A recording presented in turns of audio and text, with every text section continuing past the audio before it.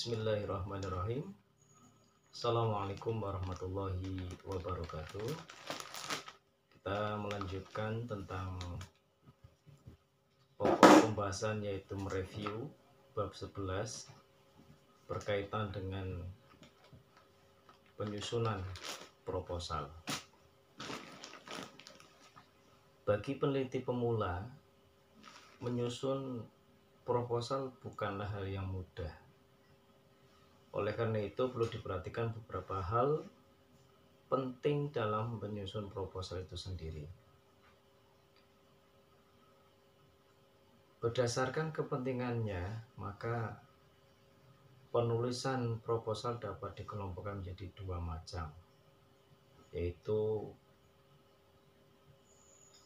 kepentingan khusus dan yang bersifat umum. Adapun yang untuk kepentingan khusus, yaitu proposal yang ditulis sebagai tugas akademik, misalnya untuk menyelesaikan studi pada jenjang strata 1 atau skripsi, ataupun strata 2 tesis, dan strata 3 atau lebih dikenal dengan disertasi.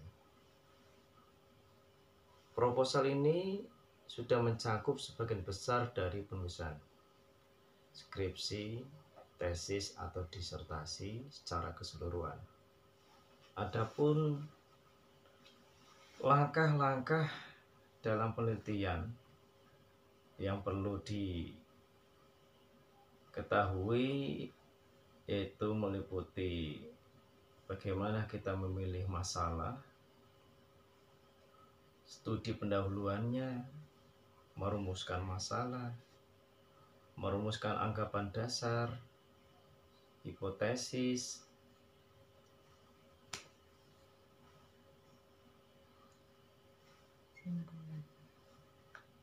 memilih pendekatan, menentukan variabel, sumber datanya,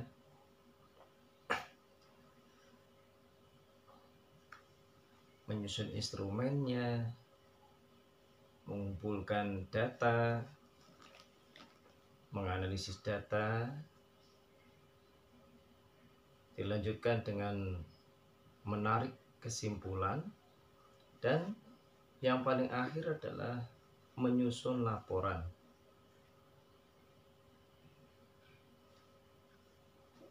Dalam penulisan proposal sendiri memiliki format. Biasanya dibagi menjadi 3 bab. Yang pertama adalah pendahuluan. Dalam pendahuluan ini biasanya mencakup latar belakang masalah, identifikasi masalah, pembatasan masalah, perumusan masalah, tujuan dan kegunaan penelitian. Yang selanjutnya adalah landasan teori dan kerangka berpikir. Landasan teori di sini merupakan penjelasan tentang konsep-konsep dari variabel-variabel yang digunakan dalam penelitian itu sendiri. Konsep-konsep tersebut bisa berupa definisi atau penjelasan dari masalah yang akan diteliti. Setiap konsep dijelaskan sejelas mungkin agar peneliti mendapatkan gambaran yang konkret tentang variabel-variabel yang digunakan dalam penelitian. Yang selanjutnya adalah kerangka berpikir. Kerangka berpikir itu sendiri adalah daya nalar peneliti terhadap teori-teori yang berkaitan dengan masalah penelitian yang akan dilakukannya dan telah dikemukakan dalam kerangka teori. Jadi ini berkelanjutan. Kerangka berpikir merupakan pemikiran atau hasil pemahaman peneliti terhadap teori-teori yang telah dikemukakan sebelumnya, yaitu dalam kerangka teori. Yang selanjutnya adalah penelitian yang relevan. Penelitian yang relevan adalah penelitian-penelitian yang telah dilakukan sebelumnya dan erat kaitannya dengan masalah penelitian yang akan dilakukan. Misalnya, penelitian yang berkaitan dengan latar belakang atau kondisi orang tua seperti ekonomi, pekerjaan, pendidikan, status sosial, dan pendidikan seperti hasil atau prestasi belajar, motivasi belajar, sikap siswa terhadap pelajaran. Maka di sini peneliti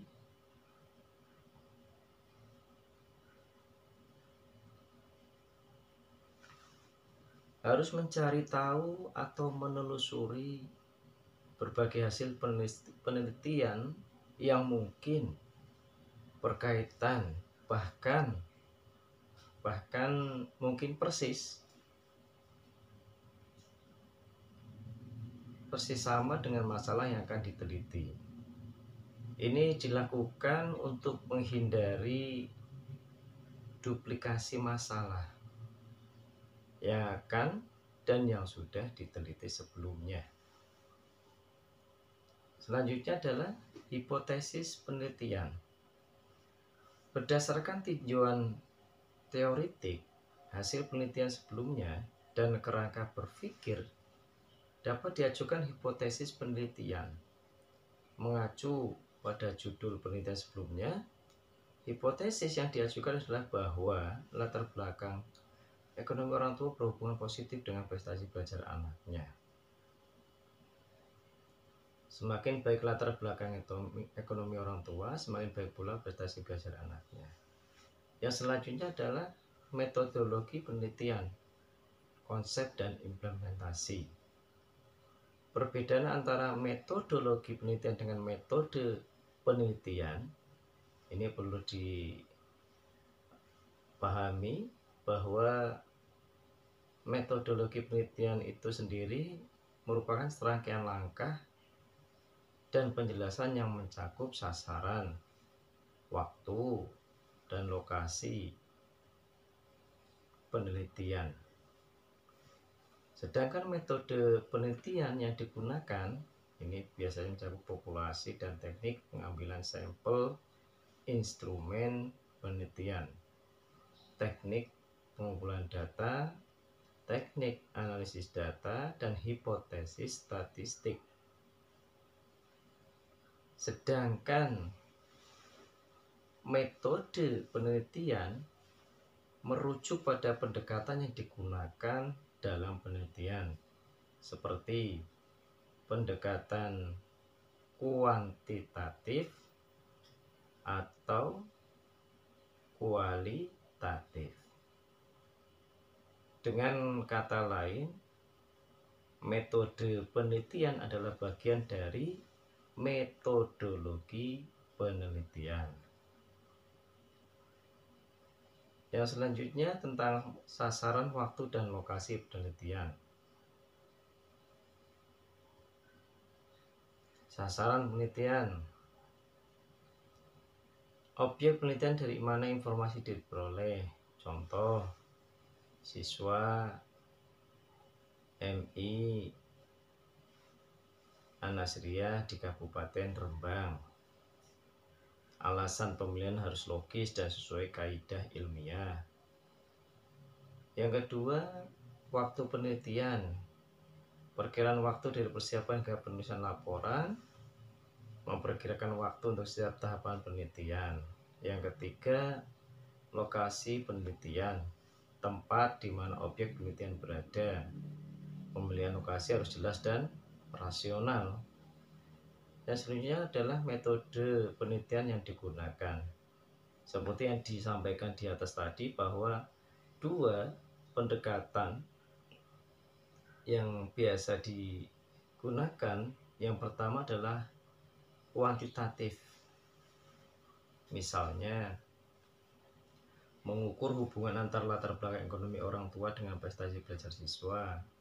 Kualitatif, misalnya menggali pandangan ulama terhadap bunga bank. Yang selanjutnya adalah populasi dan teknik pengambilan sampel. Populasi, nah ini perlu dipahami juga. Populasi ini bisa dikatakan keseluruhan objek penelitian dalam ruang waktu tertentu. Contoh, populasi target dan populasi terjangkau. Sedangkan sampel ini merupakan bagian dari populasi, mewakili populasi secara proporsional. Pengambilan sampel tergantung pada bagian faktor seperti anggaran, fasilitas, analisis, dan variasi dalam populasi. Yang selanjutnya adalah instrumen penelitian dan uji coba. Instrumen penelitian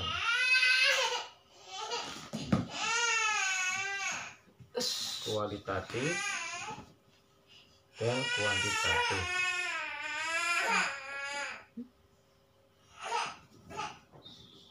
Yang selanjutnya teknik pengumpulan data, kuantitatif dan kualitatif.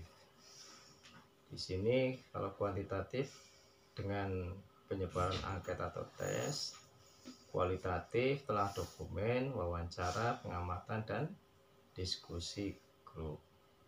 Yang selanjutnya teknik analisis data, data kualitatif, analisis deskriptif, data kuantitatif, analisis statistik. Pemahaman jenis sangat penting untuk analisis yang tepat. Ya, selanjutnya hipotesis statistik digunakan dalam penelitian yang menguji hipotesis. Contoh, penelitian hubungan antara latar belakang ekonomi orang tua dengan prestasi belajar siswa menggunakan hipotesis statistik untuk menguji korelasi. Selanjutnya adalah daftar pustaka. Daftar pustaka ini mencakup literatur yang digunakan untuk mendalami masalah penelitian. Bisa berupa buku, majalah, brosur, jurnal, dan lain-lain. Adapun contoh format dari proposal penelitian, yang pertama proposal penelitian kuantitatif. Biasanya pendahuluan, ya, di sini terdapat latar belakang masalah, identifikasi masalah, pembatasan masalah, perumusan masalah, tujuan dan kegunaan penelitian. Yang kedua, landasan teori dan kerangka berpikir. Ini mencakup landasan teori, kerangka berpikir, penelitian yang relevan, hipotesis penelitian. Yang ketiga, metodologi penelitian. Ini mencakup sasaran, waktu, dan lokasi penelitian, metode penelitian yang digunakan, populasi dan teknik pengambilan sampel, instrumen penelitian, teknik pengumpulan data, teknik analisis data, dan hipotesis statistik. Sedangkan pada proposal penelitian kualitatif, ini pada pendahuluan ini mencakup latar belakang masalah, pertanyaan penelitian, tujuan dan kegunaan penelitian. Yang kedua, pada landasan teori dan kerangka berpikir, ini mencakup landasan teori, kerangka berpikir, penelitian yang relevan. Yang ketiga, metodologi penelitian. Ini mencakup sasaran, waktu, dan lokasi penelitian, metodologi penelitian, metode penelitian digunakan, instrumen penelitian, teknik pengumpulan data, dan teknik analisis data. Format proposal tanpa judul bab. Pada kualitatif ini seperti disampaikan di atas, ada latar belakang masalah, identifikasi masalah, pembatasan masalah, perumusan masalah, kerangka, ya, tujuan dan penelitian, landasan teori, kerangka berpikir, penelitian yang relevan, hipotesis penelitian, sasaran, waktu, dan lokasi penelitian, metode, penelitian yang digunakan, untuk terus populasinya, dan teknik pengambilan sampel.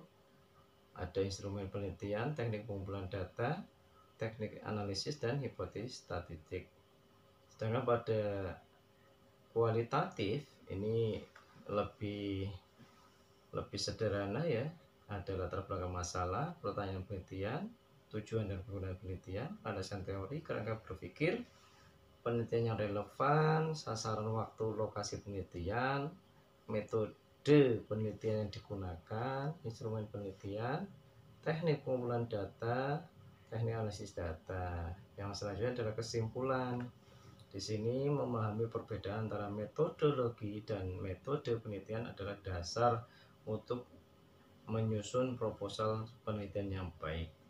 Setiap elemen metodologi harus dipilih dan dijadikan dengan teliti untuk memastikan bahwa penelitian berjalan efektif dan hasilnya dapat dianalisis secara valid. Yang selanjutnya, tata cara penulisan hasil penelitian. Yang pertama, penentuan target pembaca, penjelasan proses penelitian, pengakuan perbedaan pembaca, selektivitas data. Yang selanjutnya, waktu menulis laporan, penyusunan kerangka, pemilahan data ya. Selanjutnya adalah format laporannya, variasi format, ada struktur laporannya yang mencakup bagian pendahuluan, bagian inti laporan, bagian penutup. Dan selanjutnya adalah penyajian data kepustakaan. Kategori bahan kepustakaan, biasanya ini bahan kepustakaan perlu disajikan dalam memperhatikan kategorisasi yang jelas, seperti buku, majalah atau jurnal, surat kabar, dan sebagainya. Demikian yang dapat kami sampaikan tentang penyusunan proposal.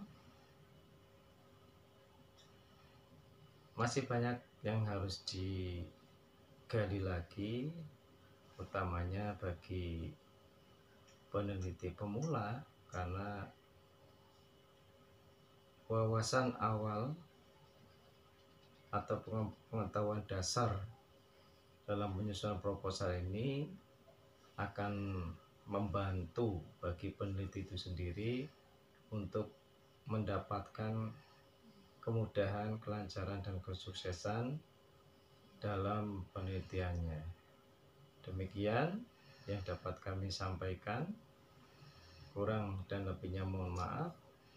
Assalamualaikum warahmatullahi wabarakatuh.